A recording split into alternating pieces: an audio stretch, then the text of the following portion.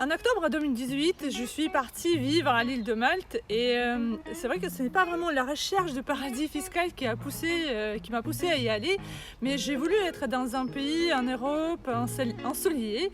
On parle une langue que je maîtrise, donc l'anglais.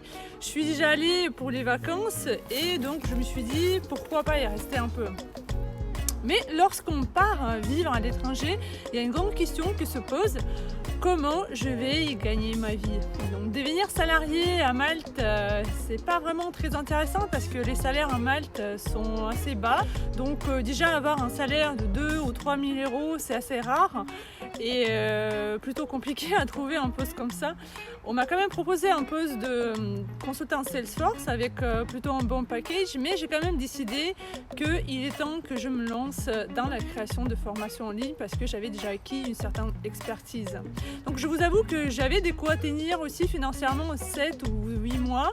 Autrement, je pense que je serais partie travailler en tant que salarié.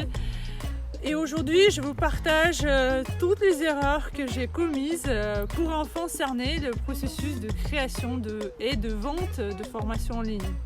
Attention, je ne me proclame pas être une grande experte, je pense juste d'avoir acquis une certaine expertise car cela fait plus d'1 an que je passe une partie de mon temps sur la création et la vente de formations en ligne.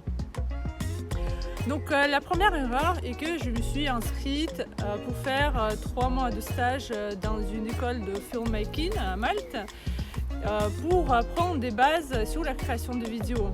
En fait, en soi, ce n'est pas vraiment une vraie erreur car nous avons besoin de compétences lorsqu'on se lance dans quelque chose de nouveau, quelque chose qu'on ne maîtrise pas. L'erreur c'était plutôt l'envie de faire tout très bien.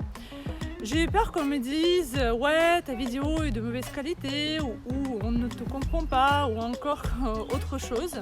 Donc globalement, c'est vrai que j'ai acquis des compétences qui m'ont été utiles et qui me sont toujours utiles, mais cela m'a retardé en quelque sorte de mon objectif final, c'est-à-dire de vendre les formations en ligne. Alors que c'est sur ça qu'il faut être concentré en tout premier lieu. La deuxième erreur est la cible. Donc je commençais avec les formations sur Salesforce car je venais de terminer le contrat d'1 an d'une mission freelance chez un client et on m'a souvent demandé comment je suis devenue freelance Salesforce ou comment j'ai appris Salesforce. Donc je me suis dit je vais parler du Salesforce. Mais je n'ai pas pris suffisamment de temps pour définir le portrait de chaque client potentiel. C'est un peu l'erreur que beaucoup d'entrepreneurs débutants font parce qu'ils ne savent pas qu'il faut le faire ou ils le savent mais ils se précipitent dans la création de son bébé produit. Et en fait, ensuite, au niveau de la promotion ou de la vente, c'est vraiment bloquant de ne pas savoir à qui on vend notre produit parce qu'on ne sait pas avec quel mot s'adresser et comment vendre. Je fais ensuite des personas pour chaque client potentiel, donc un chef de projet CRM qui peut avoir besoin de connaître Salesforce par exemple, ou un commercial qui veut être plus indépendant, etc. La troisième erreur est de ne pas savoir le prix de vente ou de ne pas bien le fixer. Je crois que c'était un des points les plus compliqués à définir au début et il découle forcément de premiers problèmes. Donc c'est de ne pas savoir à qui je vends et qui est mon client et qui va acheter ma formation. Donc si c'était trop cher, les gens réclamaient forcément une prise en charge de la formation. Et pour cela, évidemment, il faut devenir le centre de formation. Et ça ne faisait pas partie de mes plans, de mes projets. Ensuite, il ne faut pas tomber aussi dans le ne pas cher, car une formation en ligne, c'est tout de même beaucoup de travail. Et il est vrai que les gens pensent qu'une formation en ligne doit être pas chère.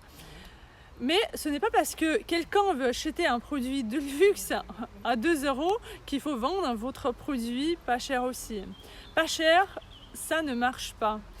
Donc il faut vraiment travailler le prix et faire une analyse de ce qui se fait sur le marché.